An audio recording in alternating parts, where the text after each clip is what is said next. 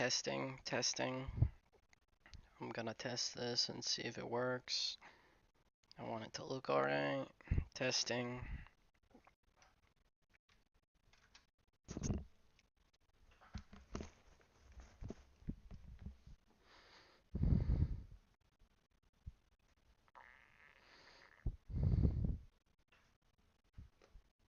This game is pretty cool. Let's see this test. Okay, guys. So this is another version of Medieval 2 Total War. It's modded, Conquest mod. You can pick that up. I first saw this on Jackie Fish and his channel, so you should check that out if you want. But today we're going to be looking at the Grand Campaign. I think this is the Crusades campaign. It's pretty early, 1220, not as early as the base game Medieval 2, but it's still pretty early on. You have a pretty large world map, but also you have some other stuff that's pretty cool you have to point out. So let's check this out, okay? There's a game, I think I have a game on here, so let's check it out.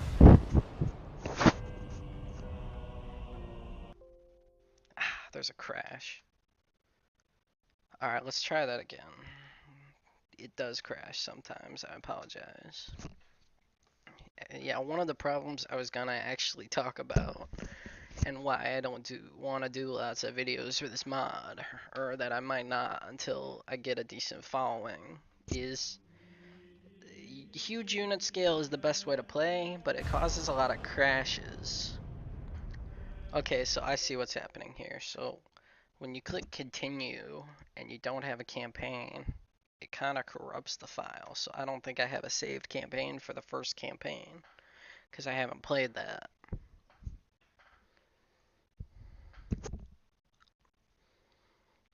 Let's try this out again. No, let's go to load game. See, I have a Genoa for the other campaign. You know, the file is kind of different, where you have to save it when you go to different campaigns, even though it's the base game as Medieval 2. So let's check out something different that we don't usually see. Let's go Ghulam Dynasty of Delhi.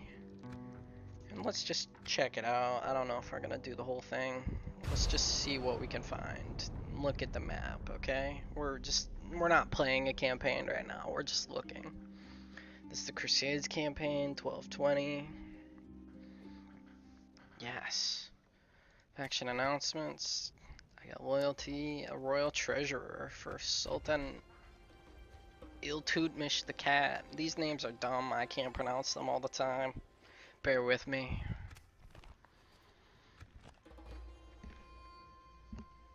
Damn. So as you can see, our dynasty in India, it's very far away from What is the Sultan's will? lots of our enemies and lots of people. Orders. What we should probably do is find an imam. If we have an imam, let's check. We don't, but if we did, we'd declare a jihad. So we'd send our diplomat and talk to people. We don't have many nations near us, so that's kind of weird. But still, we could probably figure something out. I don't know if I'd pick India as my first choice for a starting position for a faction. I'd probably want something in Africa or Arabia in the Middle East, or maybe in Europe, in Italy, or Greece, the middle of the map. This is kind of far out, you know? Let's cheat a little bit and look at this map. This is a pretty cool map, so toggle, fog of war, no, fuck.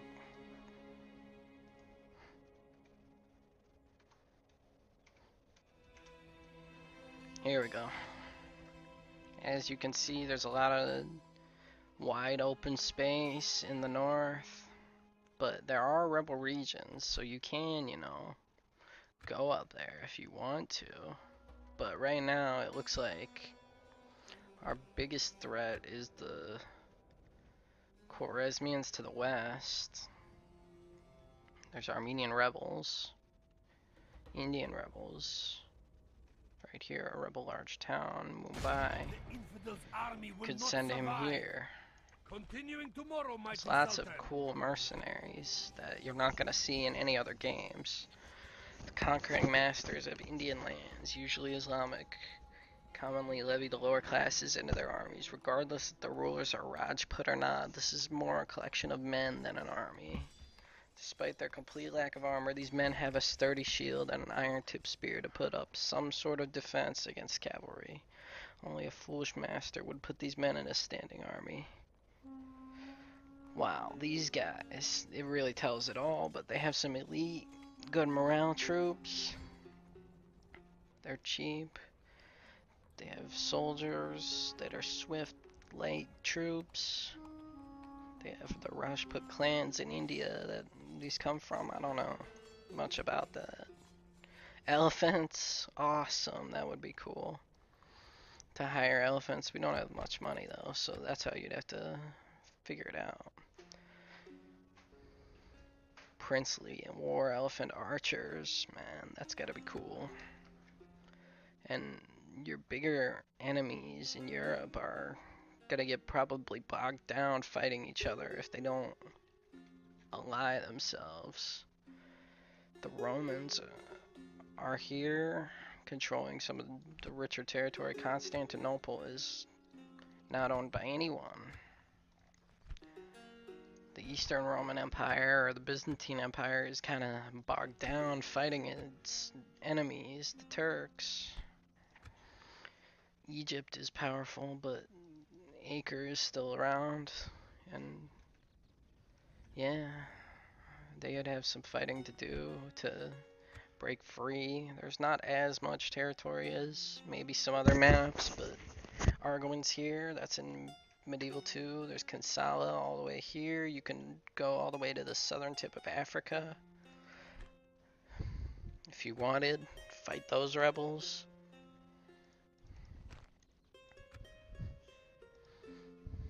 Something interesting to bring to the table, perhaps.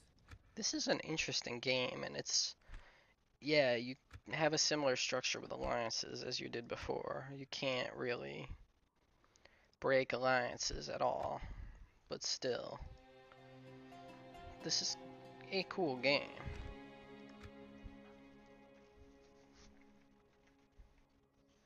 And there's different factions than you had before. Genoa's not even around. They're not, you know, the Imperials kind of have more control of Europe than anyone, and they'll probably still fight everyone. So the Christians will be divided, fighting the Muslims, and whatever else happens. It's an interesting dynamic, and this game might be very, very fun, and I might have to do some campaigns with it in the future. Let me know what you guys think. We're gonna quit this for now. We're not gonna play that right now.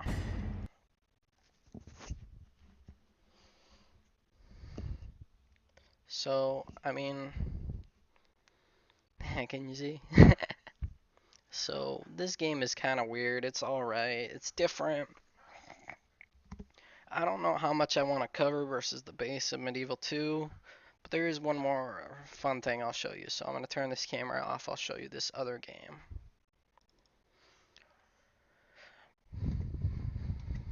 Again, I got this mod after I saw the video on Jackie Fish's channel.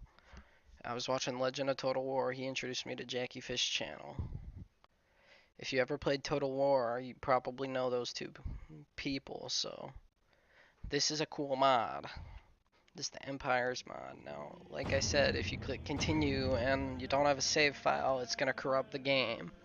So, since I don't, here's what I should probably do.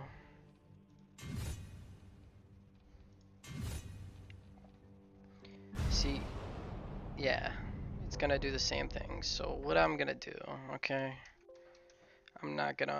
I'll finish that save later. I'm gonna reload it, and I'll show you this. It's the biggest map, okay? Now, you can play a campaign in a lot of different ways, but this is the most extreme way, and I have to point it out to you. It's pretty cool. It's got a lot of cool features.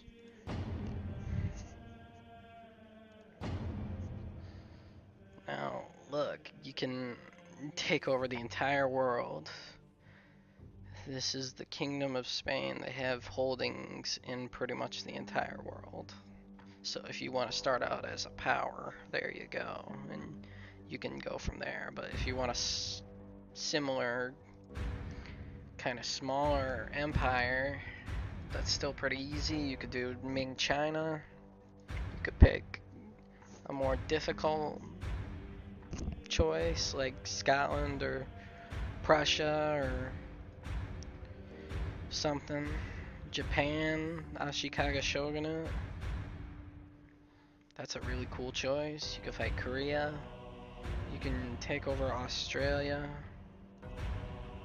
France is an easy campaign, I assume. There's a lot of choices, so let's get right into it. Let's check out France's campaign outlook. They're not as powerful as Spain, for sure. So let's check this out. We're not going to play this campaign right now. I just want to highlight this and show you guys what I'm looking at. It's pretty cool. It looks like it's a big map, a lot of structure, and I've looked at this before, but I just want to show you what I think about it and tell you anything that you'll want to hear. It's very close quarters, you know? Armies can move around pretty quickly, I guess, in this structure.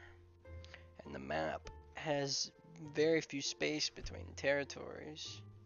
France is kind of stuck in the middle of something, and they have lots of good troops, but who knows who they'll fight first, you know? They could fight the Spanish, they could fight the Imperials, they could fight England. They have lots of good troops, good structure, gendarmerie. Cavalry would probably be your best bet. You know, you have mercenary troops that you don't normally see. Guns, crossbows, pikes, French pikemen, Volge militia, mercenary knights, ribald, cannons. It makes for intense fighting now. You have enemies and dynasties and rebels all over the world. Let's check some of that stuff out. So I'm cheating. You're not gonna do this in a regular game. But let's see. Here are rebels in Indonesia, far away. You can take over Australia. There is one territory here. No, maybe two, but no, I think it's just one. Here is a Spanish territory in Manila. See, you can have a worldwide empire right at the beginning of the game if you pick the Spanish, and they control the far of North America and Mexico, and Dakota is a rebel territory they could conquer right away. They could take over the Cherokee territory. They could expand. Religion probably has a part of it. Here's the Portuguese. They have, I think, a territory somewhere. Here, Songhai. You can pick an Islamic faction like the Moors. But they're kind of dying a little bit at this point, at this juncture. They've been kicked out of Spain and Iberia. The Spanish are pretty strong in, you know, Italy, it looks like, in the royal court. There are no Italian factions left except Venice. But they're kind of weak and scattered. The Ottomans have taken most of Greece and pushed them out. There's no really Italian powers that are here. The Ottomans have most of Egypt and nothing really in Arabia, but there's rebels there, and they could go after them pretty early on and have a base of power if they wanted to. They're already a very strong faction. If I were going to play, I'd play for something moderate or maybe kind of hard because I'm kind of good. Wouldn't want an easy game. I would pick something with a few territories, not much. And there's rebels to the north. Probably far out here you could go to. And There's resources, but there's not a lot of territory in the north, so you're really not supposed to go there. Siberia. There's nothing on like this half. It's all just frozen tundra. Nothing. Go to the north in China, in the steppe. But that's just a town. And there's villages up north, but they're not strong. They have troops, but they're weak. Mongolians. There's a lot of cool factions you could choose. You could pick the Burmese if you want a really tough challenge. They have one territory, it looks like. And the Portuguese have a territory right here in the east. They could take on these rebels and secure their empire. But who knows, man? This is all speculation. I like this game. It's so big and there's so much stuff going on, and you probably would be able to get away with a lot and start a campaign. I think this would be pretty cool to cover. So I'm gonna end this. Leave a comment. Let me know what you think. Honestly, it's pretty cool. This is Mike. We're checking out some Total War games, and we had a few minutes now. I'm gonna end the video. So like and subscribe. Tell me some more stuff that you'd like to see in the future. I'll catch you guys later.